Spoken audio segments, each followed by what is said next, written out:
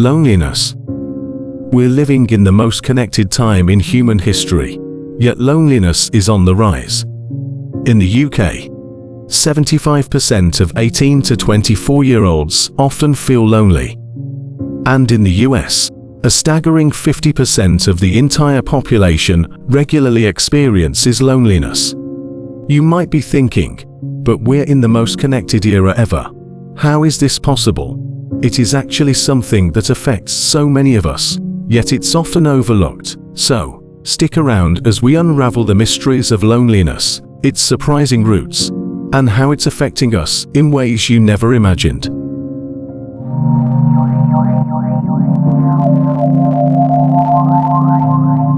Now, let's rewind the clock and explore how the seeds of loneliness were planted without us even realizing it. Picture this. A few centuries ago, communities were tight-knit, and our lives were intertwined with those around us. But then came the winds of change.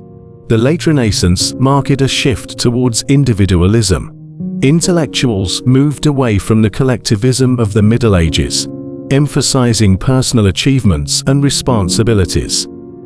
Fast forward to the Industrial Revolution.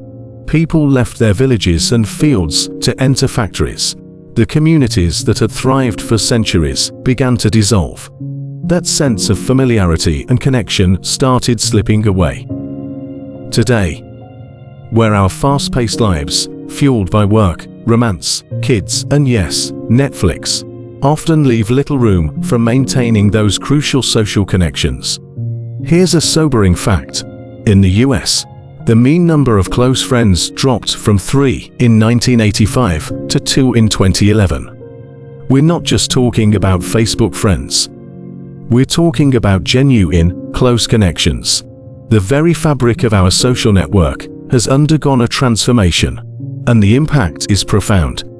We often move for jobs, love, and education. But with each move, we leave behind a piece of our social net. That person you used to sit next to at lunch, they're now miles away. And that neighbor you shared a friendly chat with every morning, they're part of a distant memory. As we navigate our hectic lives, it's essential to recognize that the consequences of these changes have contributed to the loneliness we experience. But understanding the roots is the first step towards fostering a more connected future.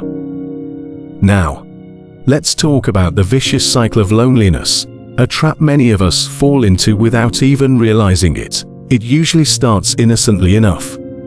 The initial feelings of isolation. You might find yourself sitting a bit farther away from others in class, not answering the phone when friends call, or declining invitations.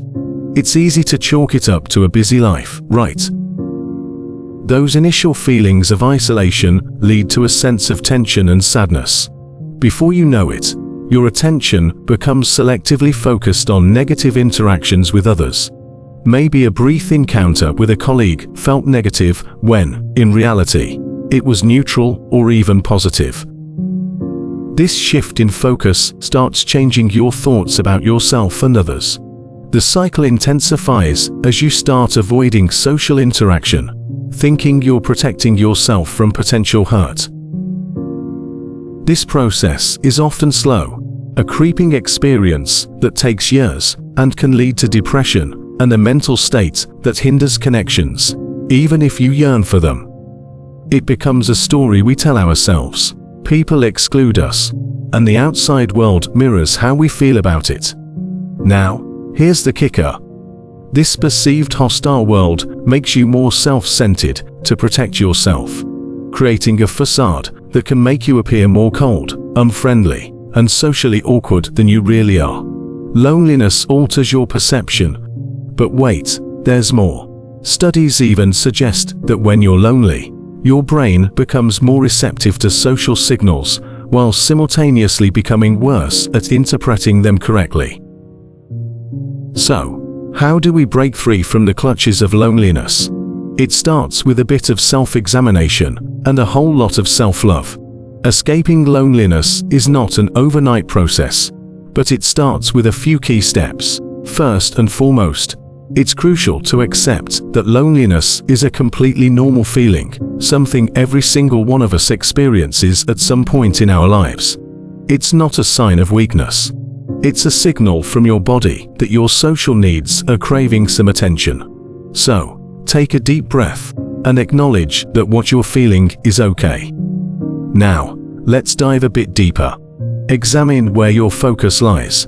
Are you selectively concentrating on the negative aspects of your interactions? Did that interaction with a friend or colleague truly go south? Or did you add extra meaning to their words? Challenge your thoughts and seek the truth in your social interactions. How about your thoughts about the world? Are you assuming the worst about others' intentions? Are you avoiding opportunities to be around others? Are you declining invitations or pushing people away to protect yourself? It's time to challenge these assumptions and give others the benefit of the doubt. The world might be more welcoming than you think. Actively seek new connections. Attend social events you'd usually shy away from. And be open to the possibility of building meaningful relationships. Breaking the cycle is not easy, but it's entirely possible. Loneliness often starts with a feeling of isolation that spirals into tension and sadness, shaping our thoughts and behavior. By recognizing this cycle, you gain the power to interrupt it. Take that first step, no matter how small, and you'll be on your way to breaking free. Escaping loneliness is a journey, one that requires self-reflection, acceptance, and proactive steps towards building connections. Remember, it's not about a quick fix. It's about nurturing those social bonds over time. If you're struggling, don't hesitate to reach out for professional help. You're not alone in this, and every step you take is a step towards a more connected and fulfilling life. Here's the challenge. Reach out to someone today. It could be a friend you haven't spoken to in a while, a family member who has become a bit estranged, or even that work buddy you've been meaning to catch up with. Take a step out of your comfort zone and invite them for a coffee, a virtual chat, or whatever feels right. I know, it might feel a bit nerve-wracking, but trust me, it's worth it. Sometimes, we get caught up in our routines, and we forget the joy that comes from a simple conversation or shared moment. So, why not break the routine today? Remember, it's not about the outcome, it's about the effort. So, are you up for the challenge? If you found this video resonating with you, share your thoughts in the comments below, and don't forget to subscribe. Remember, you're not alone in navigating these challenges. Thanks for tuning in.